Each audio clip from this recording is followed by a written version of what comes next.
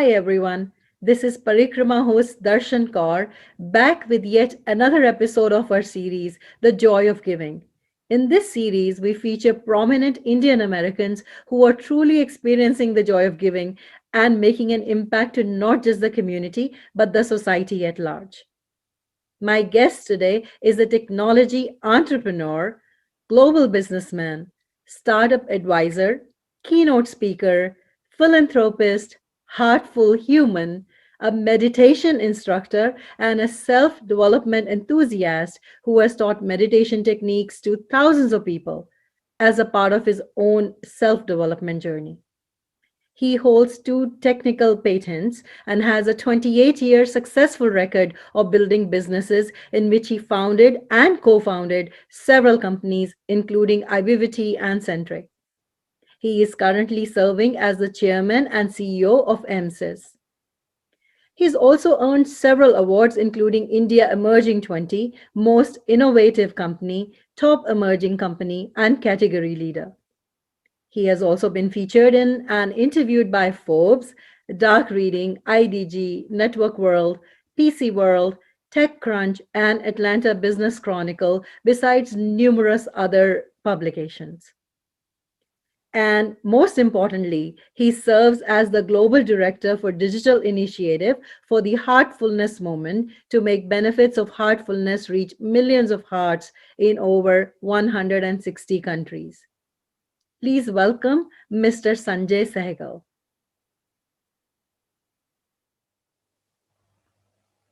Welcome to the studio, Sanjay ji. It's our good fortune to have you here today for this discussion. Well, I'm delighted to be here, maybe. Wonderful that you guys thought of inviting me to share my views on this. Looking forward to it. Absolutely. So I'm going to jump into it right away. I was just telling our viewers about your substantial achievements.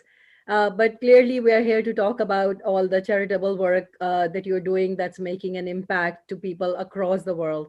So, why don't you tell us something about your association with all the NGOs as well as your association with the Heartfulness Movement?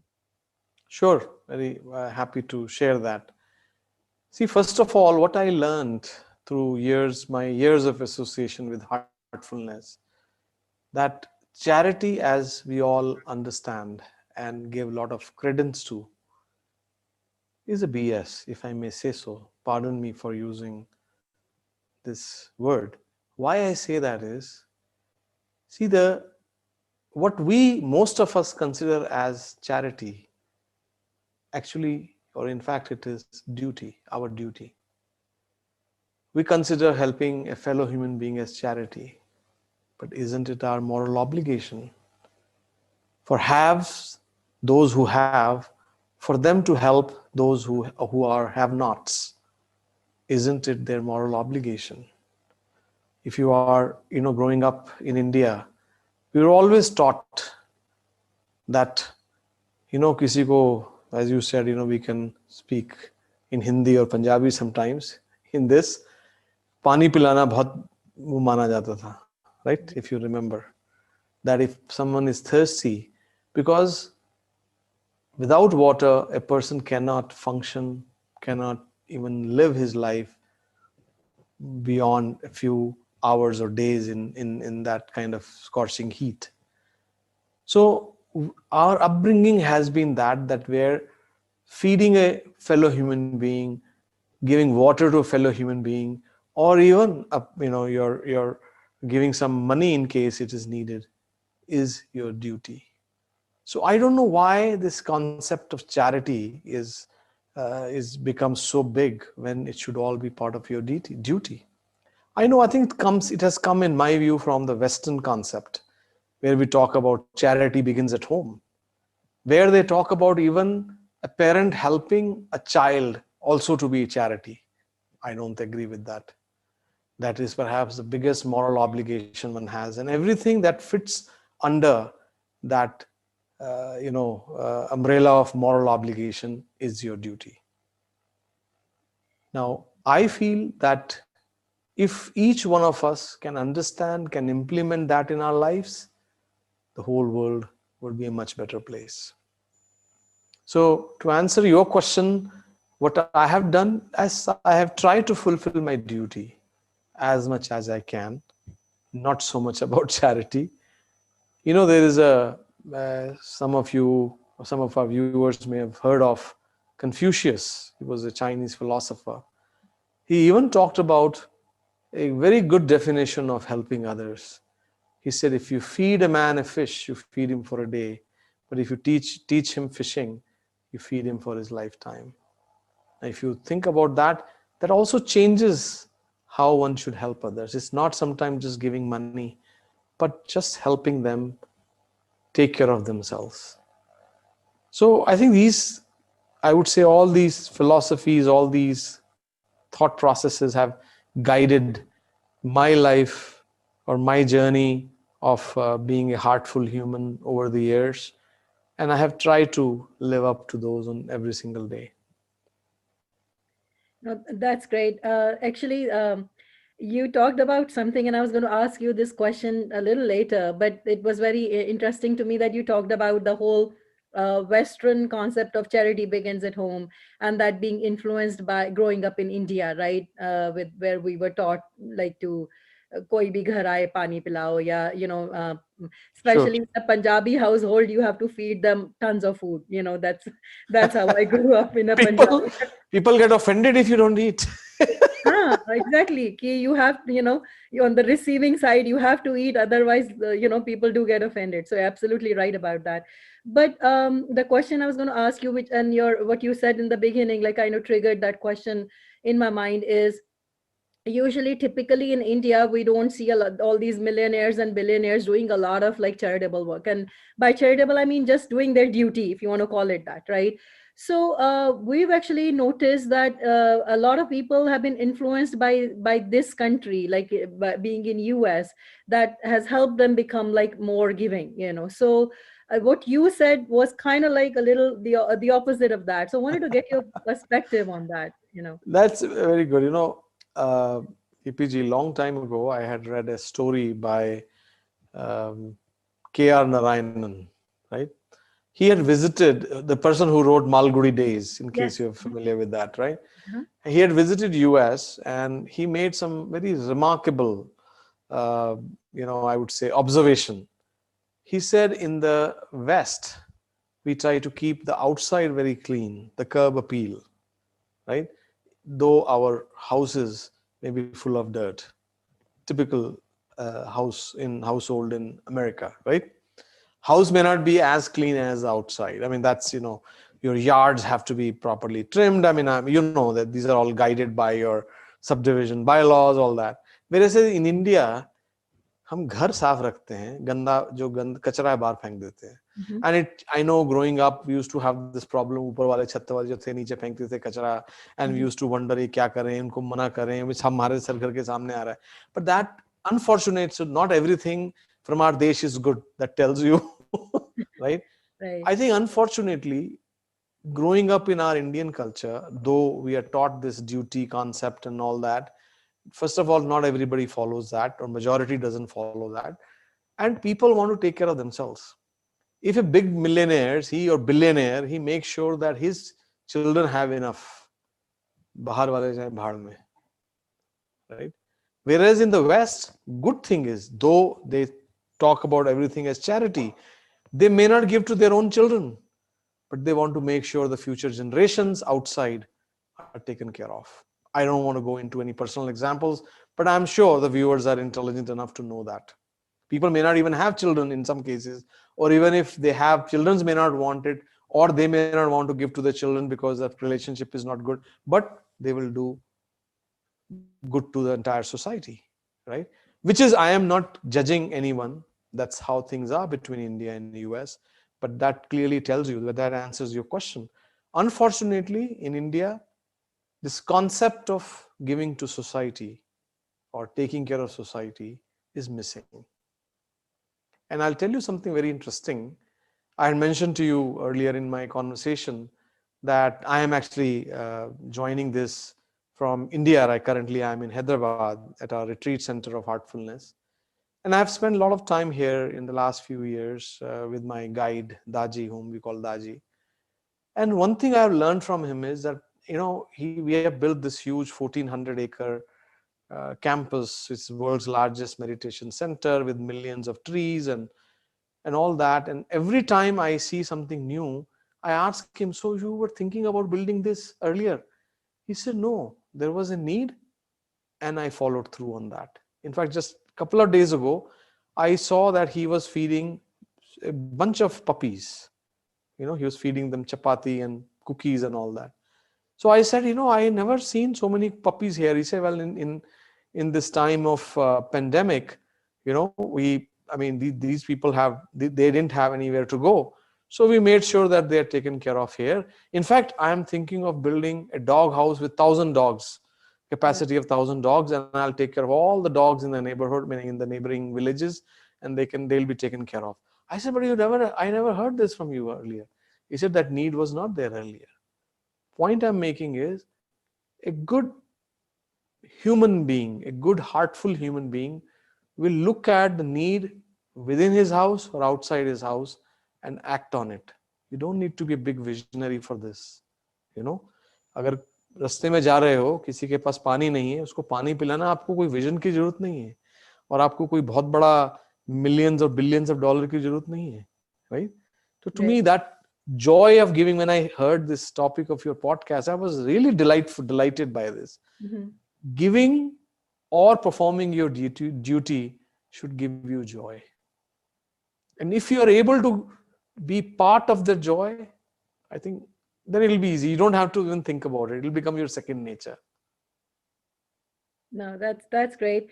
And actually, to be honest with you, this conversation is going in such a different direction than what I had anticipated. That kind of like a lot of my pre-prepared questions are going. I'm throwing them. You thought I'll say millions here I have given, billions here I have given. No.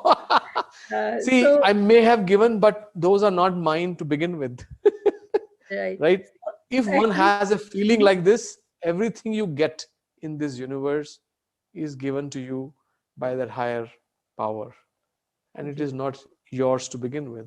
You are only a caretaker. Right. Now, it resonates with me a lot, and because you're talking about the spiritual aspect of giving, almost like so. Anyway, but there is one question before I forget that I don't want to ask you that. And again, what you just said in the previous, in response to the previous question, again triggered this question. So. As I was telling you earlier, I have been in sourcing. I was working in the capacity of in the sourcing department of a large company, and so we used to run these RFPs and give business. And one of the things we evaluated companies on, one of the criteria, was corporate social responsibility. So as a governance person and even sourcing and vendor governance person, we used to make sure, we used to evaluate our vendors based on the corporate social responsibility. So one thing that has always struck me is that we have all these organizations, and you have been a very you still are a very successful entrepreneur, and you've set up several companies and stuff like that. So in my mind, a lot of this kind of giving or corporate social responsible under the garb of either charitable contributions, either sometimes it's to save taxes, sometimes the corporate social responsibility is to earn more business. So it's become kind of like you are really making profit out of it, whether it's saving taxes or getting more business because people are viewing you favorably, or maybe your stock prices go up. So it's almost like this giving has become like kind of like a means of generating more business. So where is the joy in all this? And given that you are both in heartfulness and a successful entrepreneur, I would love to get your take on this. Well, I mean, it's unfortunate that the governments have to twist the arms of people, right? I mean, in places like India, I do business in both the continents. So in places like India, the government has to set a rule that you have to have certain percentage of your profit given as CSR, right? Now we have, on the other hand, we have, people or corporations in America where people put all their money in their family foundations.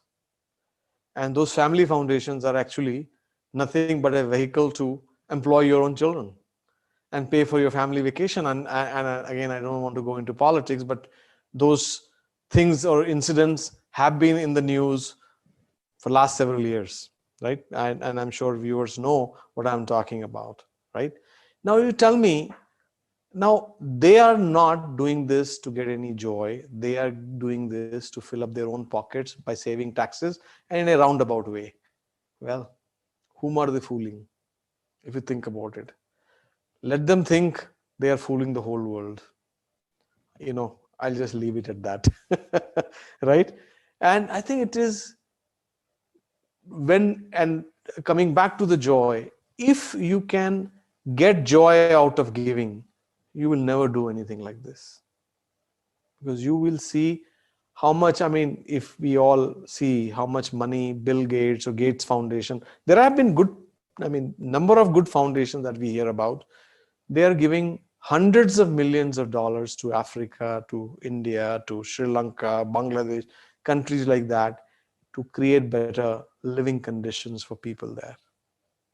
Why are they doing it? I'm sure they're getting some joy out of it, right? It becomes their second nature. And I mean, he could have still been running that company himself, Microsoft, right?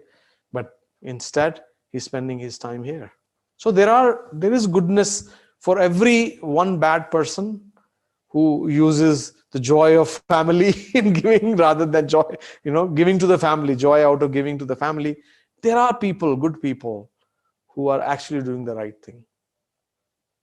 It's And very we should be heartening. grateful for that. Yes, it's very heartening to know that, because I was almost kind of like disillusioned, when like I mentioned, as a part of my job, we used to evaluate, and I used to say, oh, they will come with certificates of this is how much charity we have done and this and that. And then I know that it's basically, so we give them, as a vendor governance perspective, okay, yeah, check mark, okay, you've done your bit, okay, we can give you more business, so something like that. So I was very disillusioned by this whole thing. So I'm glad to hear your perspective, and like I said, this conversation is going entirely differently than how I had envisioned it. So I am coming up with questions, So speaking of heartfulness, we talked about how you're associated with the heartfulness moment, and like you said, you mentioned currently you are actually in India in one of the centers over there. So please tell us, like how like I mentioned, you're a successful businessman with so many achievements, and you were associated with NGOs as a part of that, and now you're doing work as through the heartfulness movement as well. So what has your transformation journey been like? Like, has it transformed you in any way? Are you doing things differently now than what you did before? And so what has your transformation journey been like? I mean, the whole life gets transformed if you are on I would say, to me, meditation is a journey of your personal transformation. And especially heartfulness meditation teaches you to use your heart as the compass. See, we were all thrown into this life without a manual, how to live our life. I didn't find any manual. My parents didn't find next to me when I came, right? Isn't it? No Now, parents do. no parents do. So, how to live your life? Now, कोई बोलता है ऐसा करो, कोई बोलता है वैसा करो, चार दोस्त बोलते हैं ऐसा मत करो, कोई और बोलते हैं ऐसा करो, right? All our life, we are spending our time in trying to satisfy others' needs or others' instructions or gyan that people give us. Hmm. Only if we can find a path like heartfulness, which can help us use our own heart as the compass. Compass to समझते हैं ना, जी. right? So use heart as the compass, mind as the calculator. People do the other way, right? So Right. if you are able to connect yourself, then manual is there with you all the time. It'll tell you every moment how you live your life.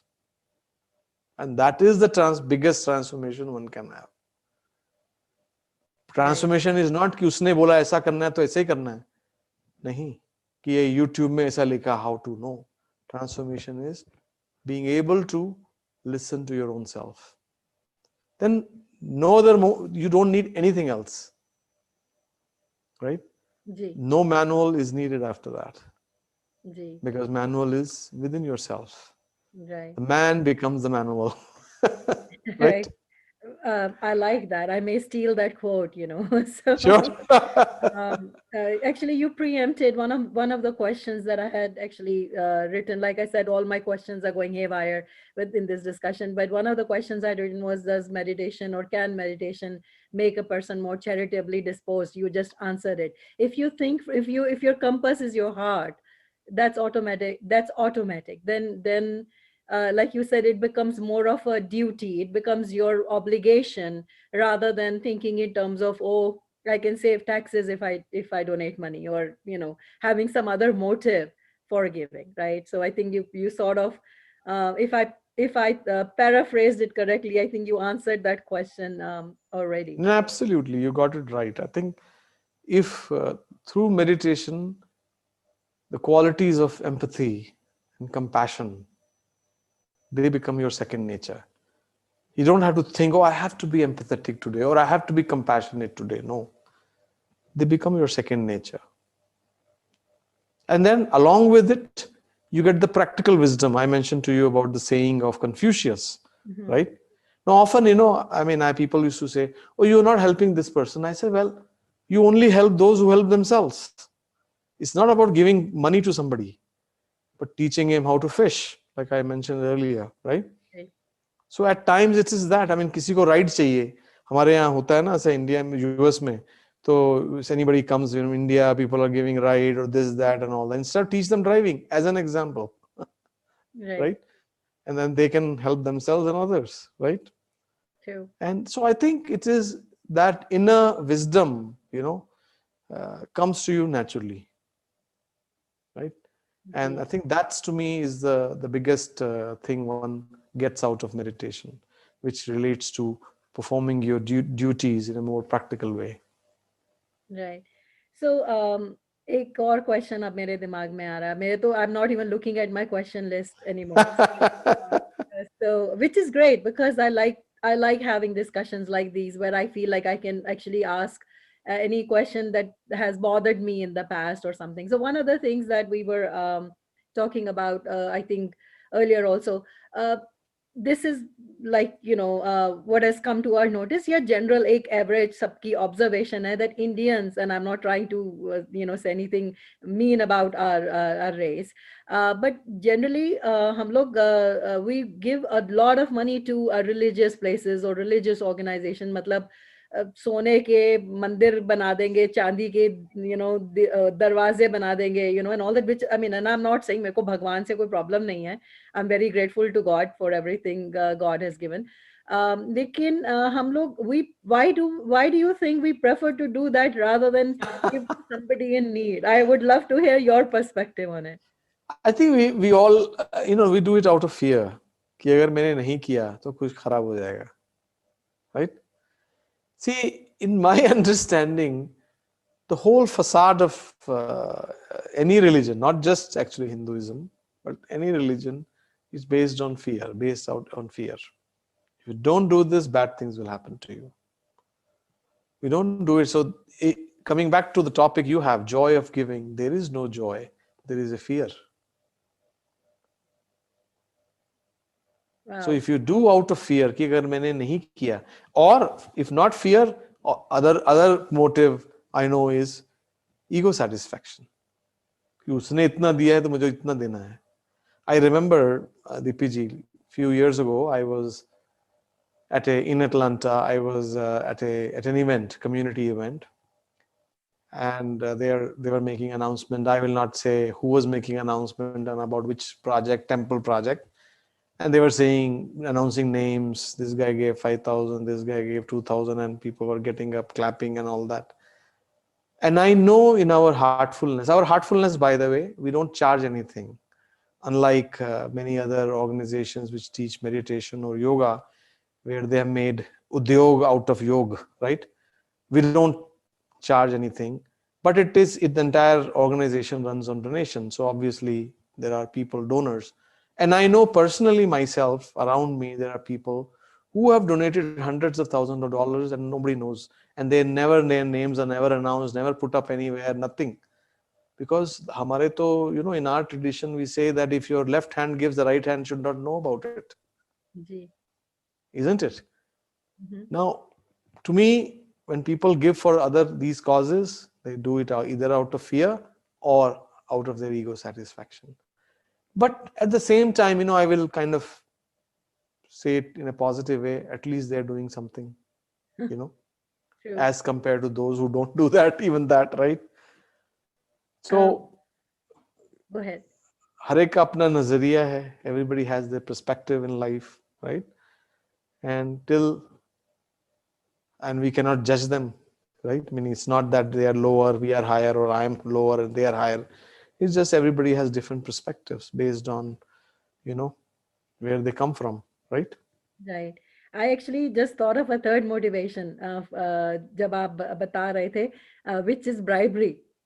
Right bribing God right आप मैं अगर आप मुझे ये दे दो तो मैं आपके ये बनवा दूंगा और बनवा दूंगी और whatever right that I it's just occurred to me that that could be like a third possible motivation as well, right? Yes, yes, no, absolutely. See, there is a saying, I think it's from Stephen Covey's book, Seven Effective Habits, or Seven Habits of Highly Effective People. Mhm. Where we stand depends on where we sit. I don't know whether you heard that or not. I have read the book. So You read the book, so you know this. He said, where we stand depends on where we sit, right? So it's all our own nazariya, our own perspective, and you cannot change it overnight, right? Ji. And I think yes, I mean what you said, that is definitely one of the perspectives, right? I mean, I'm honestly just having, I never thought that when we started talking, even though I did chat with you a little earlier, I never thought that our conversation will go in like such a different direction. You still have not told me about all the NGOs that you're associated with or the work that you have done. And we're coming up at the end of our time, so I do want to make sure that we at least let the viewers know about some of the work that you've been doing. Sure, sure. No, definitely. I think without saying the numbers and all that, I'll just tell you. And I think a couple of years ago, actually, we had done a program in Atlanta where we had showcased some of our work for, social work that Heartfulness Education Trust and Heartfulness Institute has done, especially in India. We have, like I mentioned, in this campus that where I'm sitting currently, this was a barren land and perhaps one of the most dry area of the country, Hyderabad, outside of Hyderabad. Right now, we have about 1 million trees here, which are right now giving it a lush green look. And there was perhaps total of 5 to 6 trees in the entire 1,400 acres when we had started this journey here, building this meditation center. Now there are close to 1 million trees. The water table has gone up tremendously. And as part of our education offerings, we have a program called HELP, HELP.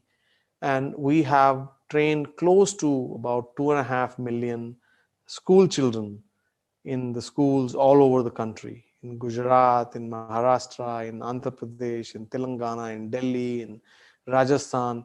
And even in this time of pandemic, we are doing these remote classes. We give them, in a way, this help program teaches them how to take care of themselves, how to live your life in a better way. See, I am of strong belief that you can feed them, you can teach them, you can feed them, educate them, but if you have not made a good human being out of them, they will get stressed in life. They will pick up a gun, either shoot themselves or shoot others, as we see often happening in America.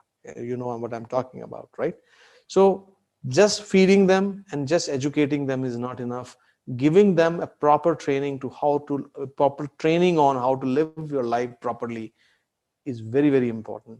Not to say other things are less important. Unless you feed them, they cannot be educated, and unless you educate them, how can you go to the next stage? But this is the last part. that only few organization, or perhaps the only organization which can do very well, is Heartfulness Institute or Heartfulness Education Trust. And we took that upon ourselves, and we are just going on with this. We even have similar programs now in US, in counties, certain counties of Detroit, California, New York. These are already being implemented. Hopefully eventually it gets implemented all over the country, and to help us make this world a better place. In closing, DPG, I only say one thing. You may have heard of that doha of Kabir. कबीरा जब हम पैदा हुए, जग हंसे हम रोए, ऐसी करनी कर चलो, हम हंसे जग रोए. When you were born, you cried and the world rejoiced. Live your life in a manner that when you die, the world cries and you rejoice. And that can give you, or that can happen only if you get joy out of giving. Such a beautiful Doha, and thank you for even translating it for all of us. And it has been such a pleasure to talk to you. Like I said, not what I expected when I started this conversation, but it has been amazing to talk to you, and I am really inspired. And I'm sure that our viewers are inspired by your wisdom, by all that you said, and that this podcast will actually inspire other people to realize their obligation towards humanity, towards society, and that they will also give in whatever way they can. Whether it even, I even believe that if you have nothing else to give a smile, because your smile might lighten up someone's day, right? So that's what I believe in, and I think that there's no sense, there is no joy greater than giving when you're actually giving from the heart. um, so I'd really Dil na mamla hai. build the Dil na heart. mamla hai, right? Exactly. So thank you It's all so much. about the heart, right? Absolutely. Okay. Thank you so much, Sanjay ji, for coming to our podcast, for taking out your very, very precious time, to share your wisdom with us. And to my viewers, I would just like to say I learned a lot from this conversation, as I'm sure that you did. As you just saw, Sanjay ji, such an eloquent speaker. He also has a YouTube channel by the name Sanjay Sehgal. So please do go look up his channel on YouTube, and you will learn a lot more from him, from listening, from watching those videos as well. I plan to do that right after I'm done with this podcast. So this is Darshan signing off now. अगली बारी आपके लिए फिर कोई interesting सा entertaining सा podcast लेकर आएंगे. तब तक के लिए खुश रहिए, मुस्कुराते रहिए, stay happy, love life, and enjoy the joy of giving. See you Thank next. you. Thank you. Bye.